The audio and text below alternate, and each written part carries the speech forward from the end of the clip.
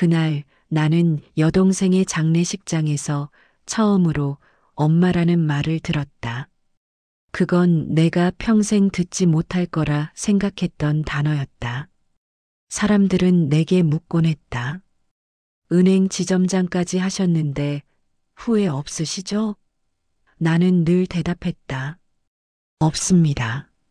그런데 그날 장례식장에서 처음으로 그 대답이 거짓이었다는 걸 알았다. 내 이름은 이정은 69. 5년 전까지 은행 지점장이었다. 숫자 앞에선 한치의 감정도 허락하지 않던 여자. 돈은 냉정해야 한다, 그것이 내 인생의 신조였다. 그런데 여동생의 장례식 날 낡은 조화들 사이에서 한 소년이 내게 다가왔다. 17쯤 되어 보이는 교복도 제대로 갖춰 입지 못한 아이였다. 이모 아니, 엄마 맞죠? 세상이 정지한 듯 조용해졌다. 그 아이의 눈동자엔 낯선 확신이 있었다. 나는 본능적으로 한 발 물러났다. 잘못 알았구나. 난 내 엄마가 아니야. 엄마가 죽기 전에 그랬어요. 언니가 진짜 엄마야라고. 그 말은 내 머릿속을 하얗게 만들었다. 나는 장례식장 직원이 건넨 서류 봉투 하나를 손에 쥔 채 멍하니 서 있었다. 그 봉투 안엔 여동생의 유언장과 친자 확인서, 그리고 법정 보호자 지정 서류가 들어 있었다. 나는 장례식장 뒤편 주차장으로 걸어 나왔다. 봄비가 내리고 있었다. 사람들은 우산을 폈지만 나는 피하지 않았다. 빗물이 뺨을 타고 흐르는지 눈물이 흐르는지 구분이 가지 않았다.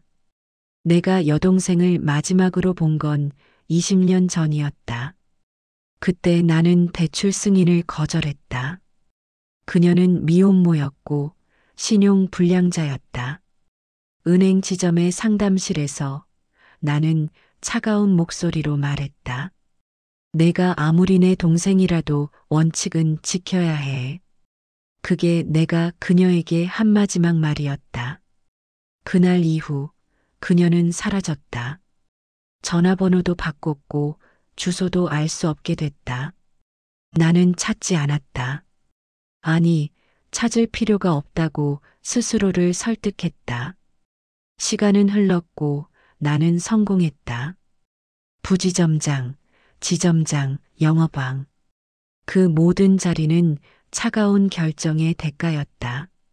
나는 인간보다 서류를 믿었고 눈물보다 인장을 신뢰했다. 감정은 약점이었고 냉정함은 무기였다. 그런데 지금 내 앞에 소년이 다시 말했다. 엄마가 죽기 전에 말했어요. 언니가 날 버린 게 아니라 대신 살아준 거라고. 언니가 없었으면 난 태어나지도 못했을 거라고요. 그 말은 내 마음 어딘가 깊은 곳을 쳤다. 가슴 한가운데가 무너지는 느낌이었다. 그 애는 이름이 민재라고 했다. 17살 고등학교 2학년. 여동생은 교통사고로 세상을 떠났다. 병원 응급실 간호사로 일하던 중 퇴근길에 당한 사고였다. 그녀가 의식을 잃기 직전 급하게 쓴 서류 하나가 있었다. 바로 법정 보호자 이정은이라는 서명. 그녀가 마지막으로 나를 불렀던 이유가 그것이었다. 서류 맨 아래에 떨리는 글씨로 쓰인 한 줄이 있었다. 언니, 이번엔 제발 외면하지 말아줘. 나는 그날 밤 집으로 돌아오지 않았다. 그 아이를 태우고 조용한 재활병원으로 향했다. 거기엔 내가 3년째 몰래 후원하던 한 노인이 있었다. 치매 초기 증세를 보이는 요양센터 원장 김미자, 74. 그 여인은 나의 과거를 모두 알고 있었다. 내가 은행원이 되기 전 아주 짧은 시간 동안 병원 행정실에서 일했던 시절부터 나를 지켜본 사람이었다. 정은아 결국 왔구나. 이 아이가 나를 엄마라고 부르네요. 그럴지도 모르지. 내가 그 아이의 탄생을 지켜봤으니까. 그 순간 미자의 손이 떨렸다. 그녀는 낡은 서랍에서 사진 한 장을 꺼내 내게 내밀었다. 그 속에는 젊은 시절의 나와 분만실에 누워있는 여동생이 있었다. 그리고 내 품에 안겨있는 갓난아기. 사진 뒷면에 적힌 글씨가 보였다. 2008년 5월 9일. 출생증명서 보호자 이정은. 숨이 멎는 듯했다. 그날의 기억이 파편처럼 돌아왔다. 병원 복도, 피냄새, 의사의 다급한 목소리. 산모는 위험합니다. 지금 당장 보호자 서명이 필요합니다. 나는 그날 여동생 대신 서명했다. 출생신고서에도 내 이름을 썼다. 행정실 직원이 물었다. 보호자가 친모 아니십니까? 나는 고개를 저었다. 언니입니다. 동생은 지금 상태가 안 좋아서요. 그렇게 그 아이는 법적으로 내 이름으로 태어났다. 여동생이 회복한 뒤 나는 서류를 정리해 주겠다고 말했다. 하지만 그녀는 거절했다. 언니가 이의 엄마야. 서류상으로라도 그게 맞아. 난 그냥 키우는 사람일 뿐이야. 나는 그 말을 이해하지 못했다. 아니, 이해하고 싶지 않았다. 그래서 나는 그 기억을 지웠다. 아주 깊은 곳에 묻어버렸다. 그리고 은행원으로 승승장구하며 살았다. 20년 동안 나는 그 사실을 잊은 채 살았다. 아니, 일부러 잊었다. 성공이란 이름으로 도망쳤다. 하지만 여동생은 끝까지 나를 믿고 있었다. 그녀는 세상을 떠나는 순간까지 내가 그 아이를 찾아줄 거라 믿었던 것이다. 나는 주차장에 선 채 민재를 바라봤다. 그 아이의 눈빛엔 원망도 분노도 없었다. 그저 텅 빈 듯한 어디로 가야 할지 모르는 아이의 눈빛이었다. 민재야. 네. 내 엄마가 한 말 언니가 진짜 엄마야. 그 말 내가 이제 받아들일게. 늦었지만 이제 내가 내 아들이야. 그렇게 말하고 나서야 나는 처음으로 한 인간의 무게를 온전히 느꼈다. 서류가 아닌 피와 살이 있는 존재. 내가 평생 외면했던 가족이라는 이름을. 그날 이후 내 인생은 모든 게 달라졌다. 내가 버린 책임이 내게 구원의 형태로 돌아왔기 때문이다. 그리고 나는 이제 알았다. 진짜 어른이 되는 건 성공이 아니라 책임을 지는 것이라는 걸. 빗속에서 나는 민재의 어깨에 손을 올렸다. 그 아이는 작게 떨고 있었다. 나는 처음으로 누군가를 안아주고 싶다는 감정을 느꼈다. 그리고 그 순간 여동생의 목소리가 들리는 것만 같았다. 언니 고마워. 이번엔 외면하지 않아줘서. 장례식이 끝난 뒤 집이 낯설어졌다. 이정은은 거실 시계를 멈춘 채로 며칠을 앉아 있었다. 숫자에 평생 질서가 있다고 믿어온 사람에게 시간은 처음으로 뒤섞인 먼지처럼 흩어졌다.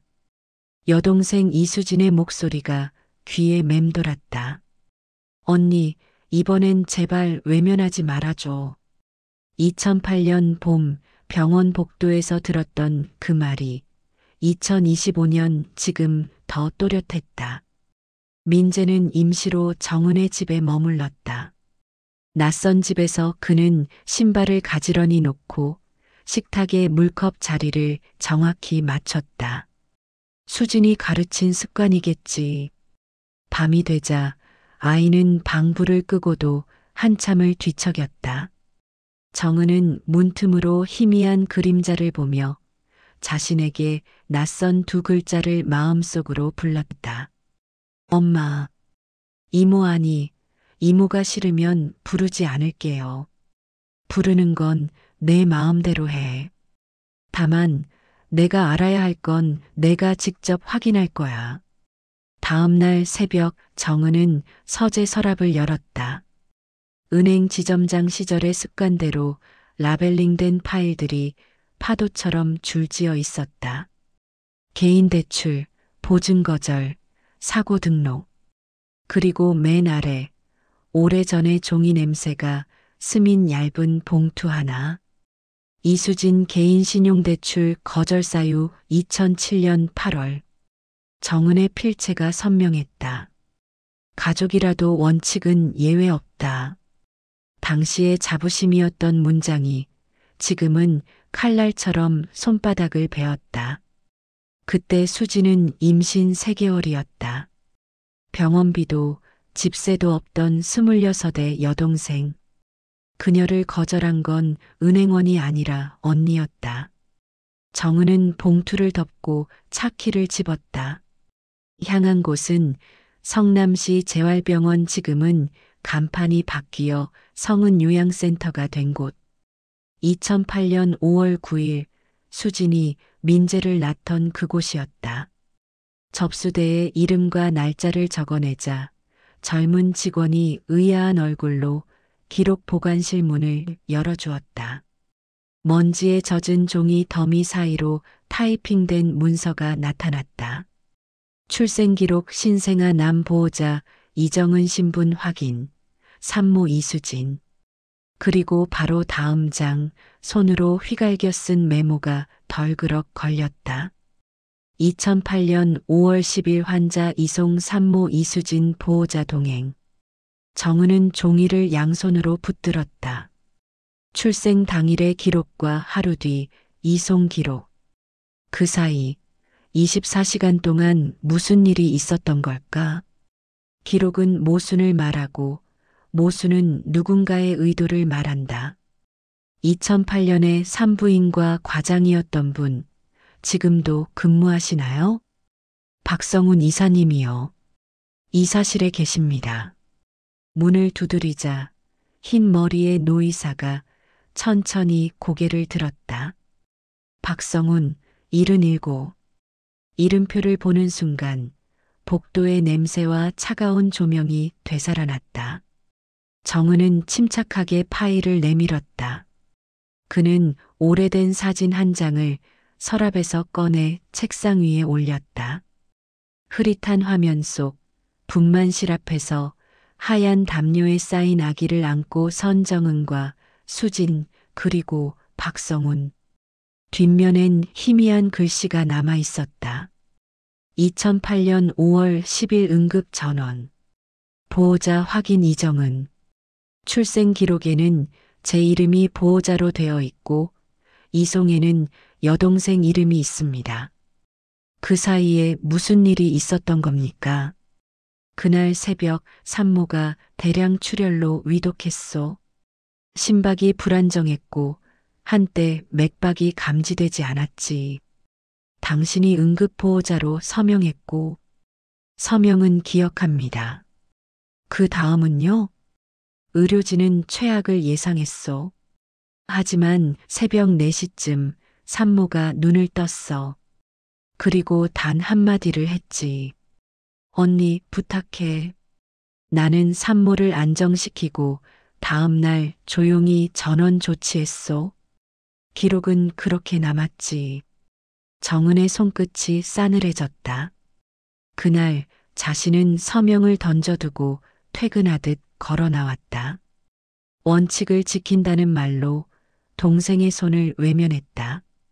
그런데 동생은 살아났고 아이를 품고 홀로 떠났다. 그 뒤로 17년 동안 아무에게도 기대지 않고 아이를 키웠다.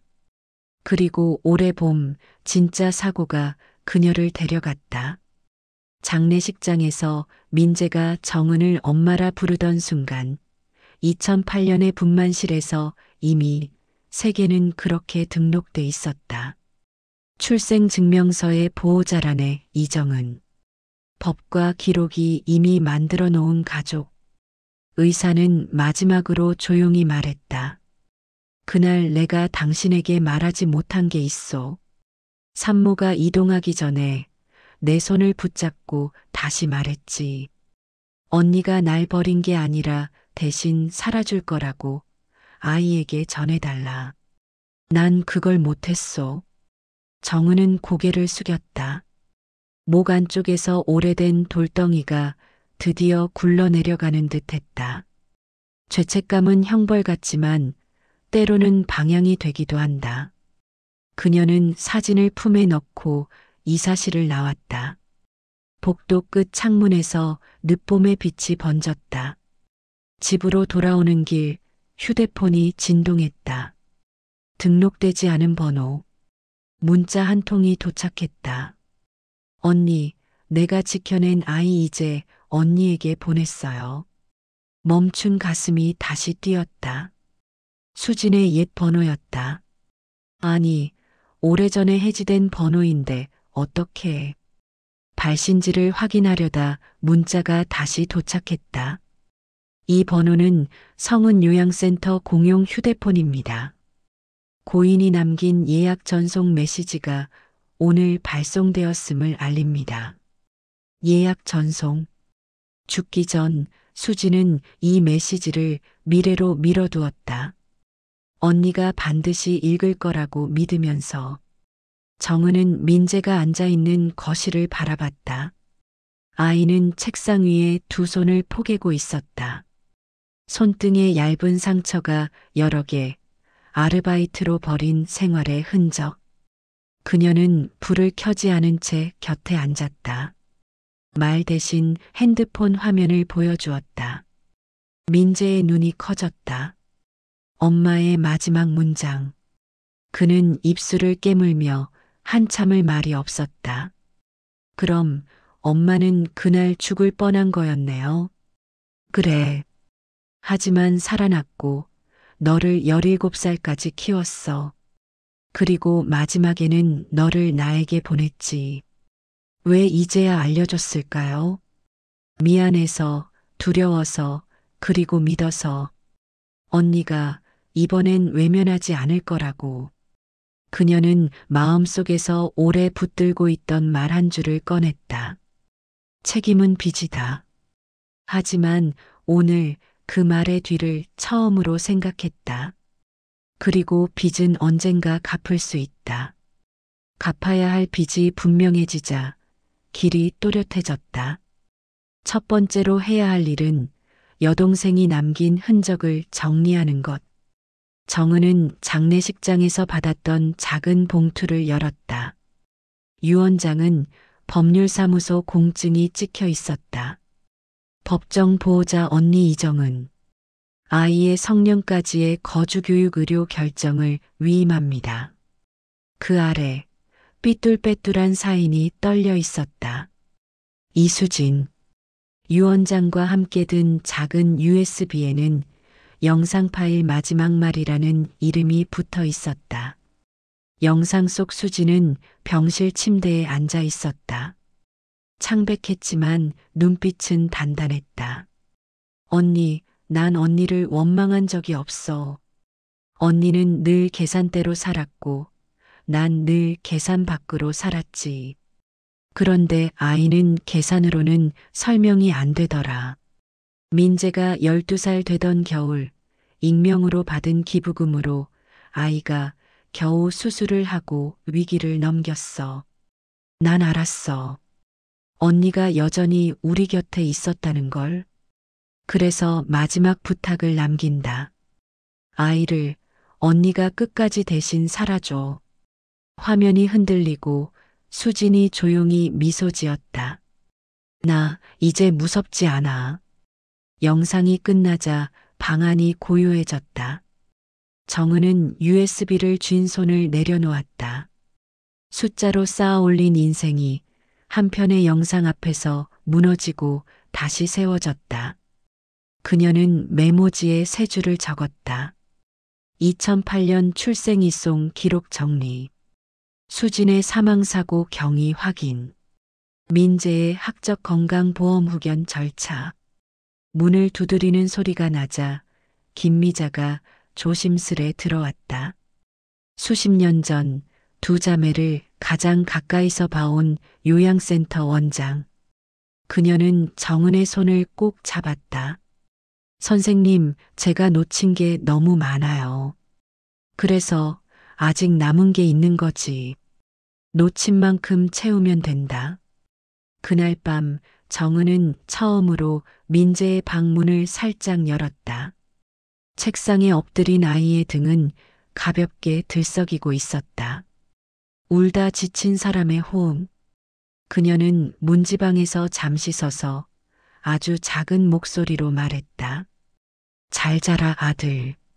아무도 듣지 못했지만 말은 방 안에 남아 천천히 침대맡으로 내려앉았다. 새벽 5시 그녀는 알람을 맞추지 않았는데도 눈을 떴다.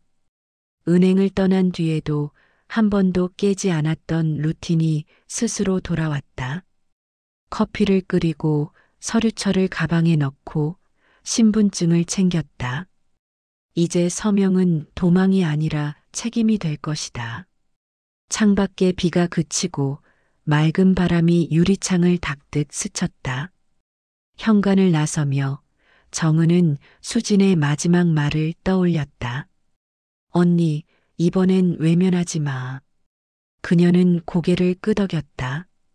나직하지만 단단한 대답이 입술을 빠져나왔다. 그래, 수진아. 이번엔 숫자가 아니라 너로부터 시작할게. 진실의 문은 열린 채였다. 그 문턱을 넘으려면 계산이 아닌 용기가 필요했다. 어제까지는 원칙이 그녀를 지켜줬고 오늘부터는 사랑이 그녀를 지킬 것이다. 그리고 이 길의 끝에서 잃어버린 시간이 제자리로 돌아오리라 정은은 그렇게 믿기 시작했다. 다음 날 아침 이정은은 경찰서를 찾았다. 교통사고 사망조서 열람 신청서 제목이 붙은 종이를 내밀며 말했다. 이수진 사고 기록 가족으로서 확인하고 싶습니다. 창구 직원이 잠시 화면을 보다가 의아한 표정을 지었다. 이상하네요. 일반 교통사고 기록이 맞는데 담당 서류가 간소화되어 있네요. 목격자 진술 없음, 블랙박스 자료 미확보. 정은은 조서를 받아들었다. 근처 카페 창가 자리에 앉아 서류를 펼쳤다. 사고 일시 2025년 3월 27일 19시 48분. 장소 남한산성 진입로 3거리. 차량 성은재단 소속 차량. 운전자 김성미 45재단 간호팀장. 하지만 조서의 피해자 칸엔 이수진 47단 한 줄만 적혀 있었다. 목격자는 없고 블랙박스 영상은 파일 손상으로 표기되어 있었다. 성은재단 차량이라니 또 그곳이네. 그녀는 사건 사진 항목을 확인했다. 도로에 흩어진 유리 조각 사이로 가방 하나가 찍혀 있었다. 병원 로고가 새겨진 재단 명찰이 선명했다. 정은은 사진을 자세히 들여다봤다. 명찰 위 이름 표시 부분이 찢겨져 있었는데 희미하게 남은 글자가 보였다. 박성훈. 그 이름이 또다시 등장했다. 그날 밤 정은은 요양센터 이사실 문을 두드렸다. 늦은 시간이라 경비가 말렸지만 그녀는 단호했다. 박 이사님 만나야 합니다. 지금 바로요. 의사는 책상 위에 두 손을 포개고 앉아 있었다. 눈빛엔 피로와 무언의 경계가 섞여 있었다. 정은 씨 무슨 일입니까? 동생의 사고 기록을 봤습니다. 사고 차량이 재단 소속이더군요. 퇴근 시간에 직원이 운행하던 차량이었소. 안타까운 사고였지. 안타깝다기엔 이상한 점이 너무 많아요. 블랙박스는 손상 목격자는 없고 그런데 사고 현장에 당신 명찰이 있었습니다. 박성훈의 손끝이 살짝 떨렸다. 잠시 침묵이 흘렀다. 그 사이에 정은은 조용히 추궁했다. 2008년에 동생의 기록을 조용히 처리했죠. 이번 사고도 그렇게 정리하려던 겁니까? 당신은 모르겠지만 그녀는 재단에 불리한 자료를 가지고 있었소. 정은의 심장이 세게 뛰었다. 박성훈은 책상 서랍에서 봉투 하나를 꺼내 건넸다. 그 안엔 수진의 메모가 들어 있었다. 재단의 허위 의료비 청구 내역 확보. 박 선생님께 보관 요청 2025.03 27. 그녀는 손끝으로 글씨를 더듬었다. 수진의 필체였다. 그녀가 이걸 들고 어디로 가던 길이었습니까? 말하기 어려운 일이요. 하지만 그녀는 옳은 일을 하려다 화를 당했소. 옳은 일이요? 재단은 오래전부터 정부 지원금을 부풀려 청구했소. 요양병원 환자들의 가짜 진료 기록, 유령 환자 등록. 그녀는 간호사로서 그 모든 걸 목격했지. 그리고 증거를 모았소. 정은은 서류 봉투를 굳게 쥐었다. 모든 조각이 맞춰지기 시작했다. 동생은 재단의 비리를 폭로하려다 사고로 위장된 죽음을 맞은 것이었다. 그녀는 당신을 믿었어요. 당신에게 증거를 맡겼다고. 그래서 지키려 했소. 하지만 윗선은 달랐지. 그녀의 존재가 불편했던 거요. 윗선이라면 누구입니까? 박성훈은 입술을 때려 했으나 문 밖에서 노크 소리가 들렸다. 문이 살짝 열리더니 경비의 목소리가 들렸다. 이사님, 시간이 늦었습니다. 문 닫을 시간입니다. 박성훈은 급히 고개를 끄덕였다. 이야기는 여기까지요. 오늘은 돌아가시오. 부탁이요. 정은은 복도를 걸어 나오며 봉투를 가방 속 깊이 넣었다. 밖에는 비가 오고 있었다. 2008년 그날처럼. 집으로 돌아온 정은은 서류 봉투를 거실 테이블에 놓았다. 민재는 소파에서 학교 과제를 하고 있었다. 그녀는 조심스레 물었다. 민재야, 엄마가 교통사고 나던 날 전화 같은 거 받은 적 있니? 네. 6시쯤이요. 중요한 서류 전달하러 간다고 했어요. 금방 온다고 했는데 그날 뒤로 연락이 끊겼어요. 정은은 입술을 깨물었다. 사망 시간은 7시 48분. 그 2시간 사이 무엇이 일어났을까? 그녀는 박성훈에게 받은 메모를 다시 펼쳤다. 허위 의료비 청구 내역. 재단 결산표 복사본이 함께 들어 있었다. 거기에 적힌 날짜는 2025년 3월 27일 사고 당일. 누군가 수진을 그날 불러냈고 그날 자료를 없애려 했다. 그리고 그녀를 도로 한가운데 남겨뒀다.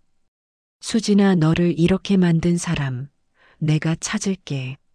새벽 그녀는 책상에 앉아 노트북을 열었다. 수진이 남긴 파일을 하나씩 열어봤다. 엑셀 파일 속엔 계좌 번호와 이체 기록, 재단 하청 업체 목록이 빼곡했다. 그중 하나가 눈에 들어왔다. 주식회사 다운메디컬 대표이사 박윤재. 성은재단 현 이사장의 아들이었다. 재단과 하청업체가 순환 거래로 정부 지원금을 빼돌린 흔적이 선명했다. 모든 퍼즐이 정리됐다. 2008년 출생 기록 조작, 2025년 교통사고, 그 사이의 비자금. 그 모든 선이 한 가문으로 모이고 있었다. 정은은 전화기를 들었다.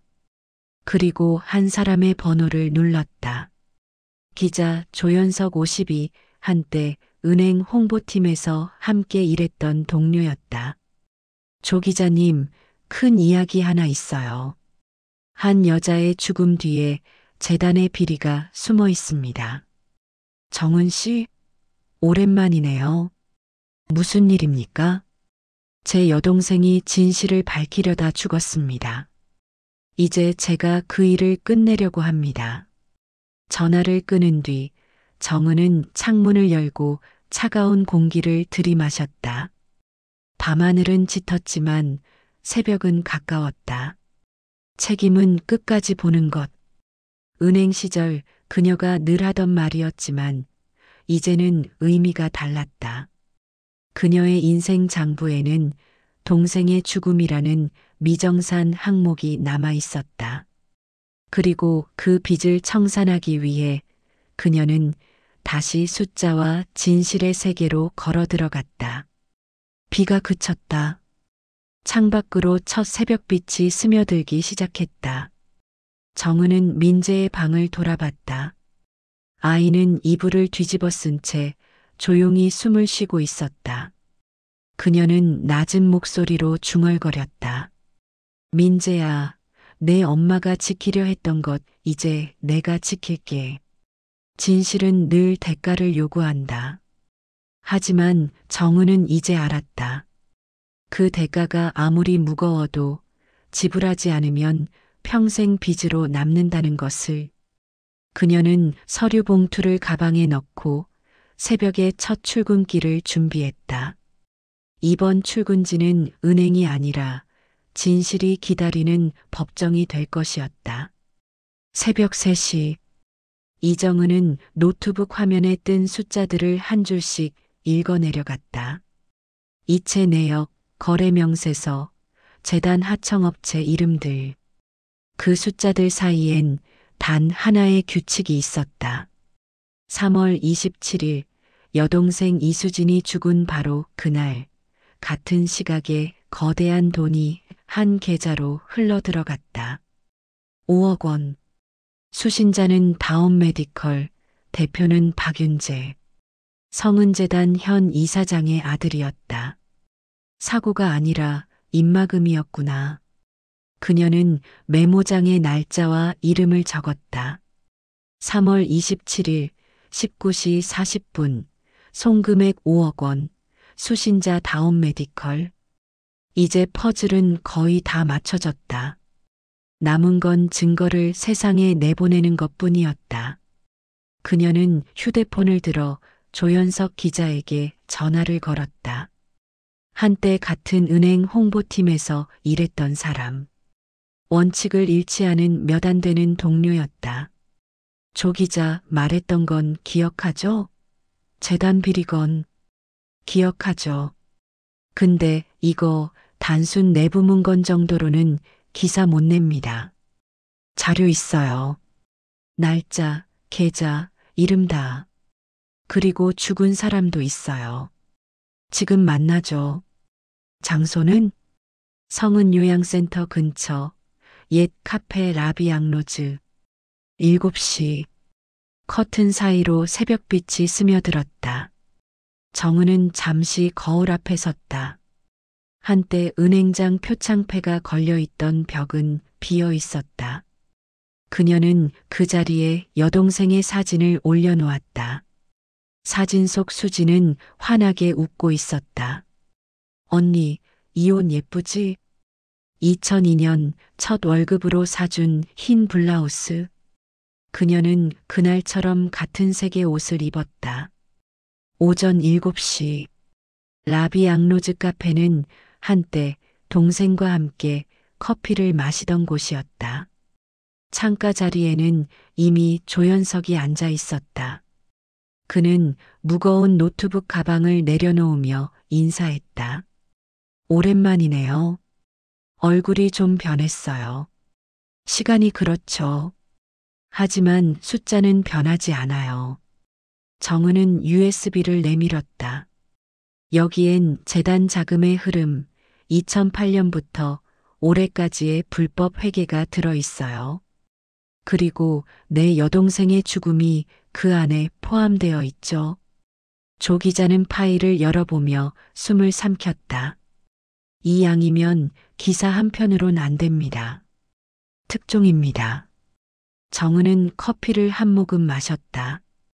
그 순간 창밖에 서 있는 검은 SUV 한 대가 눈에 들어왔다.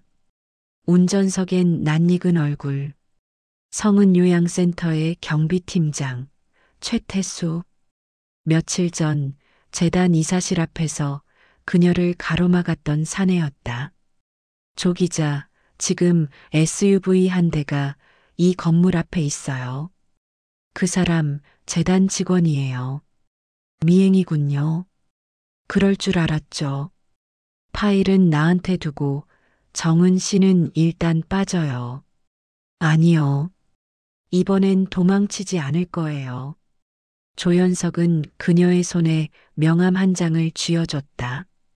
서울일보 본사 보안메일 계정 직접 전송 시 암호 412. 이걸로 자료를 전송하세요. 기사화는 제가 맡을게요. 그날 오후 정은은 민재를 학교 앞에서 데려왔다. 아이의 얼굴에는 미묘한 긴장감이 묻어 있었다.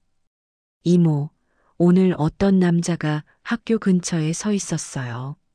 내 이름을 부르려다가 그냥 갔어요. 그녀는 즉시 학교 CCTV를 확인했다. 남자는 검은 모자, 회색 코트. 확대하자 얼굴 일부가 화면에 잡혔다. 그는 최태수였다. 정은은 곧바로 조 기자에게 전화를 걸었다. 정은의 손이 떨렸다. 분노가 아니었다. 공포였다. 동생만으로는 부족해서 이제 아이까지. 그 순간 정은은 결심했다. 더 이상 방어만 할 수 없다. 먼저 공격해야 한다. 재단에서 아이까지 건드릴 생각인가 봐요. 파일은 본사 서버에 올렸습니다. 하지만 이상해요. 접속 기록이 지워졌어요. 내부에 누군가 있는 것 같아요. 내부자요? 맞아요. 재단 쪽 인물이 언론사 안에 있습니다. 다른 방법을 찾아야 해요.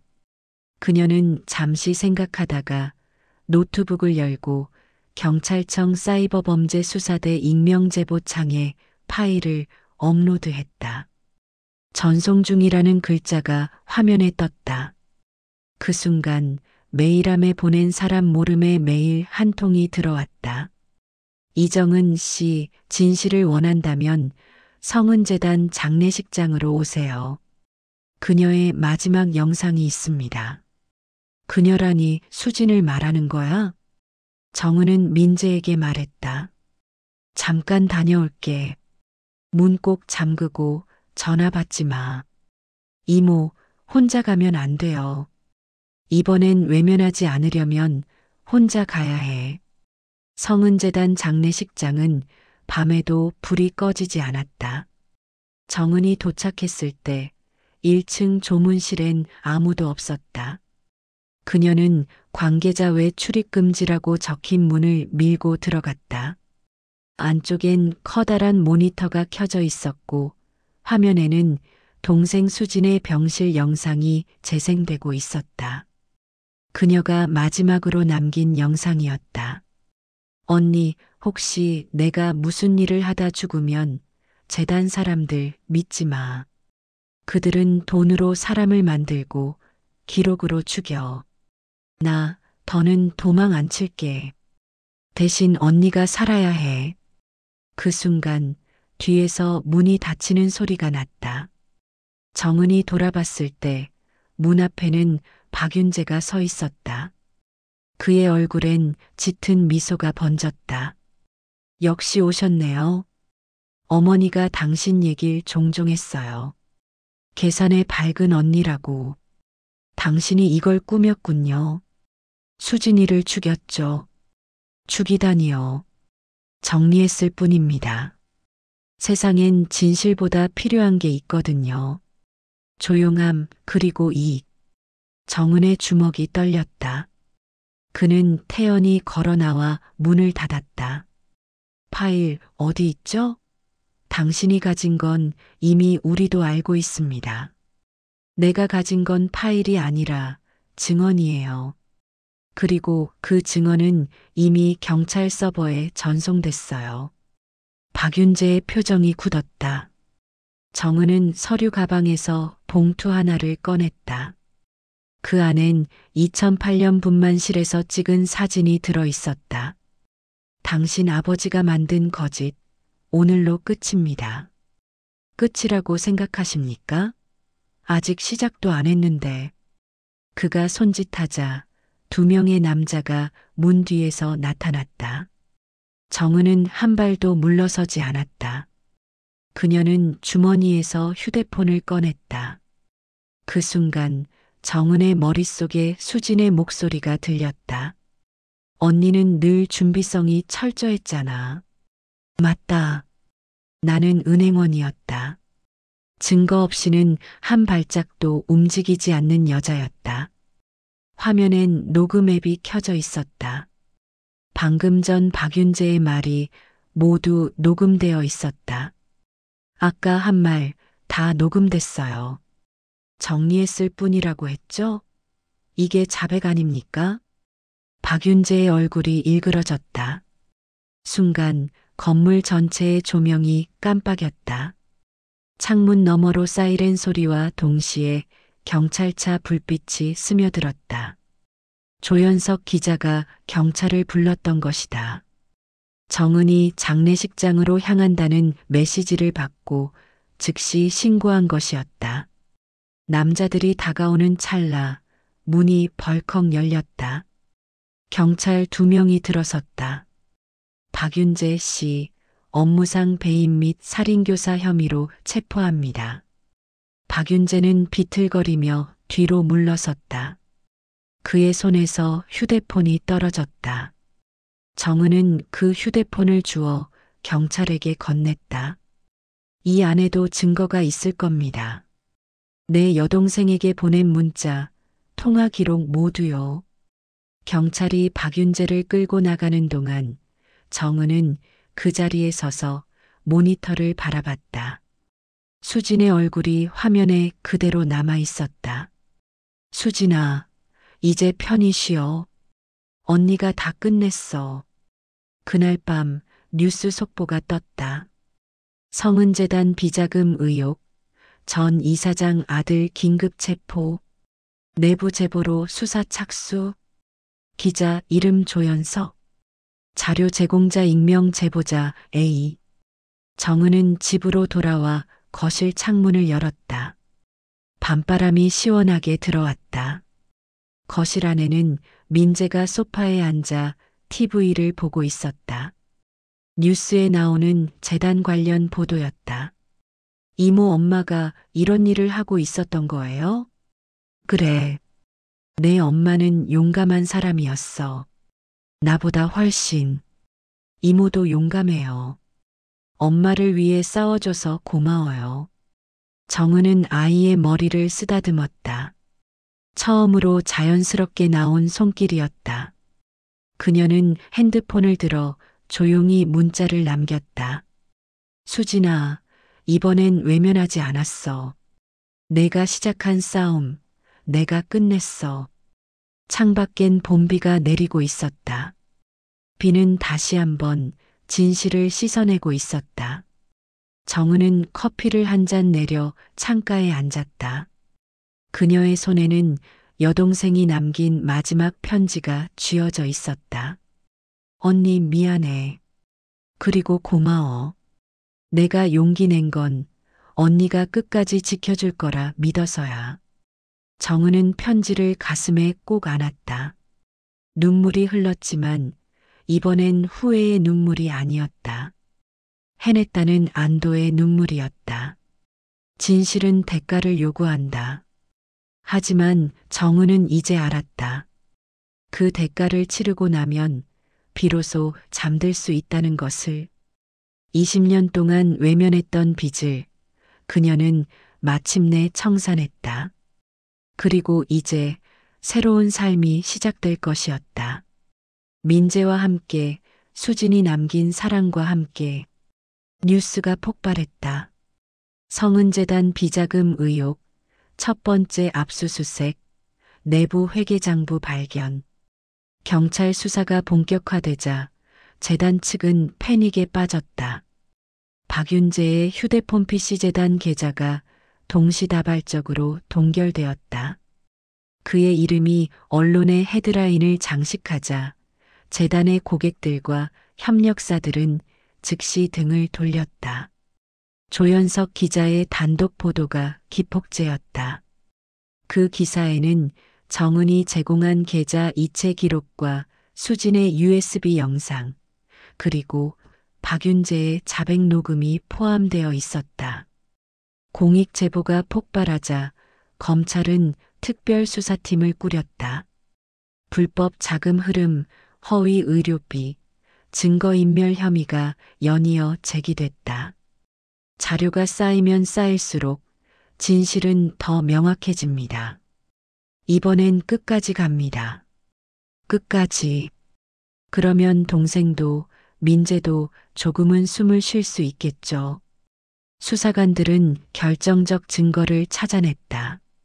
3월 27일에 재단 법인차 블랙박스 원본이 복원되었고 차량의 GPS 기록이 사고 현장 근처에서 일시 정지했다가 다시 출발한 흔적을 보여줬다.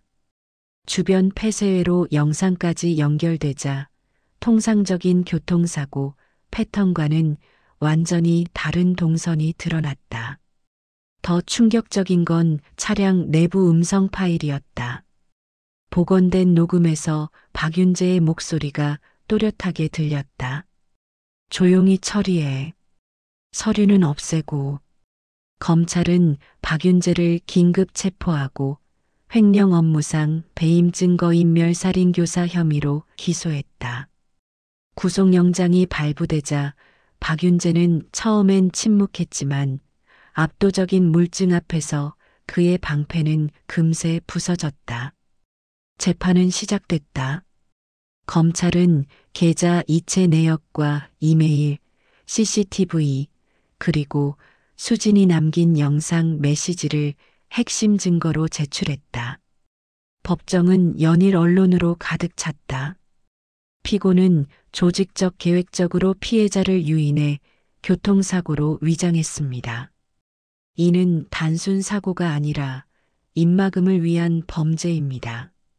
그건 사업상 결정을 위한 조치였을 뿐이다. 나는 사람을 죽일 의도는 없었다. 변명은 통하지 않았다. 법정은 몇 달간의 치밀한 증거로 채워졌다. 박성우는 증인석에 섰다. 그는 자신이 왜 증거 일부를 숨겼는지, 어떤 압박을 받았는지를 눈물로 증언했다. 그는 오래전부터 재단의 윗선에서 내려오는 부당한 압력을 알고 있었고 그 압력 때문에 수진의 상황이 잘못 처리되었다고 고백했다. 정은은 방청석에 앉아 그 모든 증언을 들었다. 쓰라렸지만 동시에 필요한 과정이었다. 문제의 뿌리는 단지 개인의 탐욕이 아닌 조직적 은폐와 권력의 결탁이었다. 재판 막바지 판결이 내려졌다. 1심에서 박윤재는 징역 18년, 벌금 20억 원, 자산 몰수가 선고되었다. 법정이 웅성거렸다. 박윤재는 고개를 떨구었다. 피고의 범죄는 계획적이고 잔혹합니다. 피해자와 유족의 고통을 생각할 때 법의 엄중한 심판이 필요합니다. 이제야 시작이구나. 정은은 그를 보며 생각했다. 당신이 빼앗은 건 내 동생의 목숨만이 아니야. 17년간 아이가 엄마와 함께한 시간, 그 모든 순간을 빼앗았어. 이 정도 형량으로는 부족하지만 적어도 세상이 당신을 기억할 거야. 하지만 정은은 만족하지 않았다. 판결이 내려진 뒤 그녀는 기자회견을 열었다. 카메라 플래시가 터지는 가운데 정은은 단호하게 말했다. 제 여동생은 정의를 위해 목숨을 걸었습니다. 하지만 한 사람의 처벌로는 부족합니다. 재단 전체의 비리, 유착된 관료들, 이 모든 게 밝혀져야 합니다. 저는 끝까지 싸울 겁니다. 그 기자회견 이후 여론이 들끓었다. 사회적 압박이 거세지자 검찰은 수사를 확대했다. 재단과 유착한 관료기업 임원들이 줄줄이 소환됐다. 연루된 인사들은 공직과 이사회 자리에서 물러났고 정부는 의료기관의 회계 투명성 강화를 위한 특별법을 추진했다. 성은재단 이사회는 해체 절차에 들어갔고 재단의 자산 일부는 피해 보상과 미혼모 지원을 위한 기금으로 전환되었다.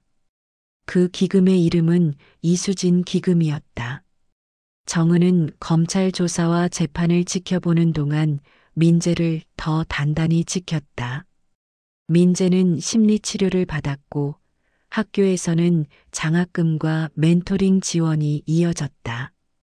정은은 법적 후견인 지위를 정식으로 취득했고 민재의 생활과 교육을 책임지는 서류에 서명했다. 그녀는 늦게나마 책임의 실천을 시작했다.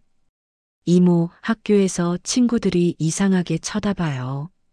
시간이 필요해. 우리가 같이 있으니까 괜찮아질 거야. 내가 옆에 있을게. 그해 겨울, 이수진 기금이 정식으로 출범했다. 정은은 이사회 구성에 참여하지 않았지만 기금 운영의 감시자로 위촉되었다. 그녀는 숫자를 다루던 손으로 이제 사람들의 삶을 돌보기로 했다. 그 결심은 은행 시절의 냉정함과는 다른 인간적인 따뜻함이었다. 박성우는 법정에서 자신의 과오를 인정하고 의료계 내부의 폐단을 고발하는 데 협조했다. 그의 행동은 용서와는 다른 형태의 속죄였다. 정은은 그를 완전하게 받아들이진 않았지만 공개적인 사과와 협조를 통해 새로운 책임을 부여받은 그의 모습을 지켜보았다. 제가 못 지킨 약속이 너무 큽니다. 남은 생애로라도 속죄하겠습니다. 지금은 그 말이 증거가 됩니다. 행동으로 보이세요. 몇 년이 지나 민재는 안정된 가정과 교육 기반 속에서 자라났다. 그는 대학 진학을 준비하며 사회복지학을 전공하려는 뜻을 밝혔다. 어쩌면 엄마를 잃은 상처를 치유하기 위해 같은 아픔을 겪는 이들을 돕고자 하는 결심이었다. 정은은 그 결심을 묵묵히 지지했다. 두 사람은 서로의 생일을 챙기고 작은 여행을 다니며 조금씩 삶의 온도를 끌어올렸다. 어느 날 민재가 말했다. 엄마가 저한테 해주고 싶었던 것들, 이제 제가 다른 사람들한테 할게요. 너라서 다행이야. 난 내가 자랑스럽다. 그날 저녁 정은은 오래된 은행 직원증을 꺼내봤다. 사진 속 젊은 정은은 자신만만한 표정이었다. 난 성공했다고 믿었지. 하지만 지금 진짜 성공이 뭔지 알았다. 성공은 숫자가 아니라 누군가의 내일을 지켜주는 것이었다. 박윤재는 교도소에서 자신의 몫을 치렀다. 세상은 그를 용서하지 않았고 그는 스스로도 용서받길 바라지 않았다. 정은은 그에게 사적인 분노를 품을 권리가 있었다. 하지만 그녀는 그 분노를 증거와 행동으로 바꾸어 같은 일이 반복되지 않도록 만들었다. 법적 처벌은 끝을 만들었지만 치유는 계속되었다. 정은은 가끔 창가에 앉아 수진의 영상을 꺼내본다. 화면 속 수진은 여전히 웃고 있고 그 미소는 더 이상 비난도 분노도 아니다. 그것은 약속이었다. 언니, 부탁해라는 그 말은 이제 응답을 받았다. 정은이 남긴 실천 법정에서의 증언, 기금 설립, 민재의 삶을 지키는 결정 이 모두 그 약속의 이행이었다. 복수는 불꽃처럼 타올라 사라지는 게 아니더라. 진짜 복수는 그 불꽃으로 새 길을 밝히는 거다. 그리고 그 길 위에서 누군가는 다시 살아갈 수 있다. 어느 늦은 봄, 이정은과 민재는 작은 공원 벤치에 앉아 있었다. 바람이 따뜻했고 아이들의 웃음소리가 멀리서 들렸다. 정은은 민재의 손을 꼭 잡았다. 그녀의 눈에는 눈물이 맺혔지만 그것은 슬픔만은 아니었다. 그것은 오래 묵은 빚이 조금씩 갚여가는 소리였다. 숫자로만 세던 인생은 이제 비로소 사람의 온도를 배우기 시작했다. 그리고 그 온도는 다시는 외면하지 않겠다는 단단한 결심으로 이어졌다. 정은은 하늘을 올려다봤다.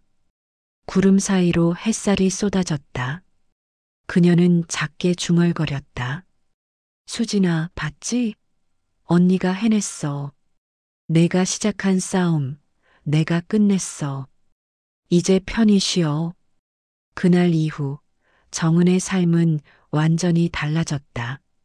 차가운 숫자 대신 따뜻한 사람을, 원칙 대신 연민을 선택했다. 그리고 그 선택은 그녀가 평생 찾아 헤맸던 진짜 성공이었다. 박윤재는 감옥에서, 재단은 역사 속에서 사라졌다. 하지만 이수진의 이름은 기금으로, 민재의 미래로, 그리고 정은의 새로운 삶으로 계속 살아 숨쉬었다. 진실은 늦게 도착했지만 결국 도착했다. 그리고 그 진실은 누군가의 복수가 아니라 모두의 구원이 되었다.